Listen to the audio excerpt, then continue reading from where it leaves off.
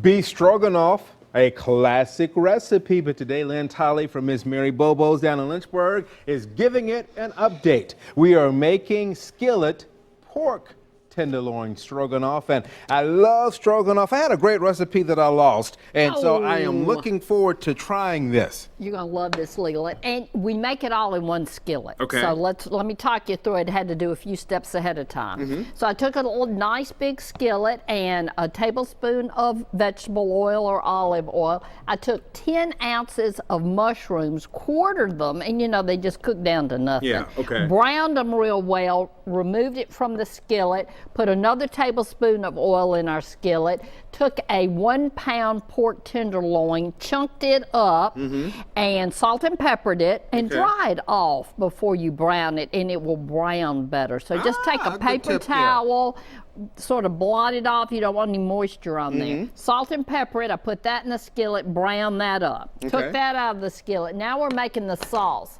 So what you do in the same skillet, I took a whole onion and a little oil and stirred that around until the onion was nice and tender, and then I put in a tablespoon of flour because we've got to have a little thickening in this.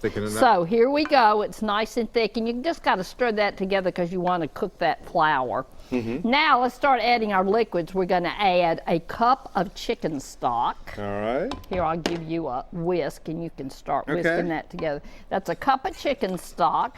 This is 1/4 cup of white wine. All right. Just gives it a good flavor. And then I think a little secret ingredient is a tablespoon of ketchup. Wow, I wouldn't have thought of that. I know, isn't that unusual? It gives a little color and just gives it a little, just makes it good. Okay. So just stir that in, and you need to cook that, I don't know, doesn't take long, 2 or 3 minutes. It will thicken up.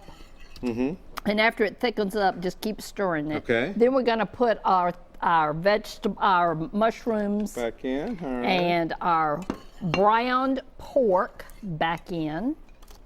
There we go. Okay.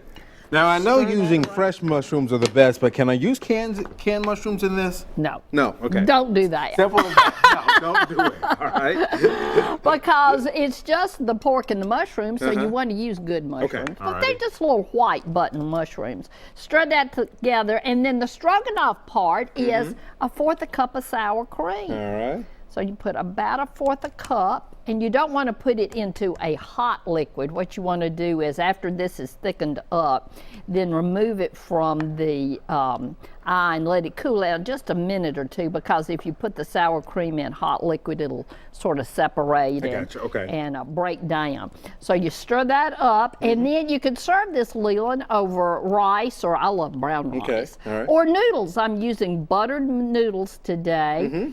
And then when you serve it, take a little bit of parsley, chopped parsley, you put that over the top just to make it pretty. So our finished product over there now with has this, it could on we there. double this recipe if we wanted to? Okay. Absolutely. You can make tons. This should feed about 4 to 5.